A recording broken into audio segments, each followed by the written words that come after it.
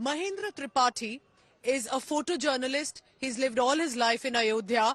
He is the one, in fact, one of the only ones who's been able to record throughout the past few decades, specifically the turbulent time of late 80s, early 90s, captured on his camera. So some of the images that are viral, that all of us share, were actually clicked by him. But that's not all. Mahendraji, if I'm correct, you were also a CBI witness in the case when the whole turbulent tensions part from 1990 to 1992, and then his evidence of whether there was a Ram temple, a structure resembling a temple, was there underneath that structure that had stood of the Babri Mosque. It was his work that was submitted in the court as evidence. So clearly he's played a very crucial role. Mahendra ji, आप हमारे साथ आपने join किया. अब आप मुझे बताइए कुछ एनेक्डोट्स आपको याद हो तब के कि वहां पे स्पेसिफिकली जो अब प्रधानमंत्री आ रहे हैं, प्रधानमंत्री Narendra Modi, he'll be here doing the Pran Pratishtha ceremony. But many years ago, when he was not the Prime Minister, not the Chief Minister, but he was at the Ram Janmabhoomi, he was again captured by Mahendra Tripathi ji. Mahendra ji, तब कुछ आपसे बात हुई, तब तो वो एक नेता रहे होंगे, कार्यकर्ता रहे होंगे, आज वो प्रधानमंत्री के रूप में आप प्राण प्रतिष्ठा कर रहे हैं. जी, ये भी एक अद्भुत घटना है, क्योंकि 14 जनवरी 1992 की वो तारीख है जब नरेंद्र मोदी जी बीजेपी के राष्ट्रीय अध्यक्ष डॉक्टर मुरली मनोहर जोशी जी के साथ आए हुए थे. उस समय एकता यात्रा उनकी निकली हुई थी मुरली मनोहर जोशी जी की. उसी के साथ वो जो है नरेंद्र मोदी जी आए थे और उस समय अयोध्या में रामलला का प्राकट उत्सव चल रहा था, जो हर 14 जनवरी को यहाँ होता है.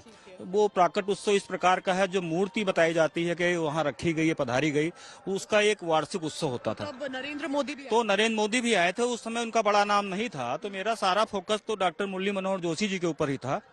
लेकिन जब वीआईपी मूवमेंट में वो मेरे कैमरे के सामने वो ज्यादा बार बार आ रहे थे, मुझे लगा ये भी कोई खास है और ये मुझे लगता है मुरली मनोहर जोशी जी के ही कुछ खास होंगे. तो मैंने बात हुई, तब मैंने मुरली मनोहर जोशी जी से रहा नहीं गया, मैंने पूछ लिया, सर ये बताइए जो आपके साथ ये हैं इनका नाम क्या है और क्या पद है इनका. तो उन्होंने कहा इनका नाम नरेंद्र मोदी है, ये गुजरात के बीजेपी के नेता हैं.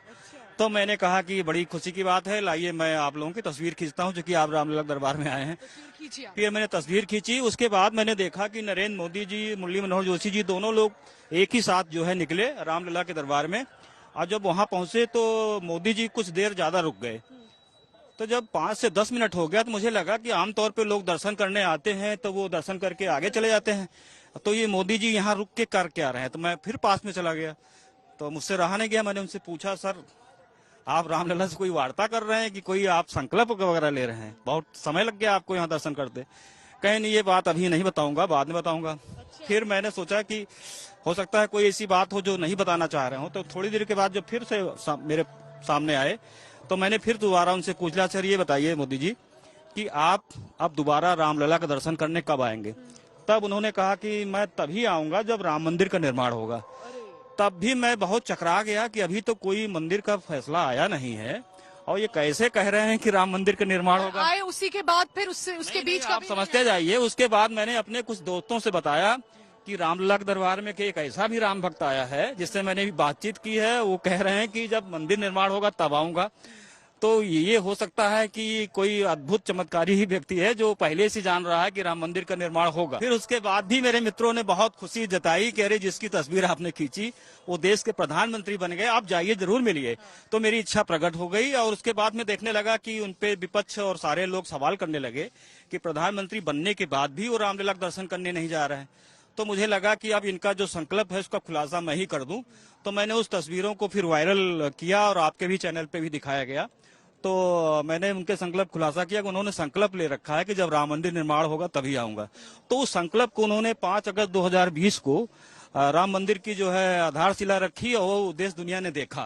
तो वायदा पूरा जो किया, उन्होंने वायदा पूरा कर लिया. और मैं तो ये कहूंगा आपके चैनल से कि प्रधानमंत्री नरेंद्र मोदी जी मन की बात तो खूब करते हैं, पर अपने गुप्त मन की बात आज तक नहीं बताए कि उन्होंने जो संकल्प लिया था उसे अब पूरा करके दिखा रहे हैं. आपने इतना जो टर्बुलेंट टाइम था, पॉलिटिकल टर्बुलेंस, कम्युनल इश्यूज भी थे, तो उस वक्त कैसे आप आगे बढ़े और आपने कहा मुझे ये पिक्चर्स कैप्चर करनी है, क्योंकि जब कार सेवक्स पे फायरिंग हुई थी, मुलायम सिंह चीफ मिनिस्टर थे उत्तर प्रदेश की, ordered firings on the car sevaks, all those who were coming in the यात्रा। उसमें से काफी क्रूशल एविडेंस आपकी पिक्चर्स का भी रहा, वो भी आगे काफी बढ़ाया गया। तो उसके बारे में हमें बताइए, वो कैसा दौर था अयोध्या के लिए?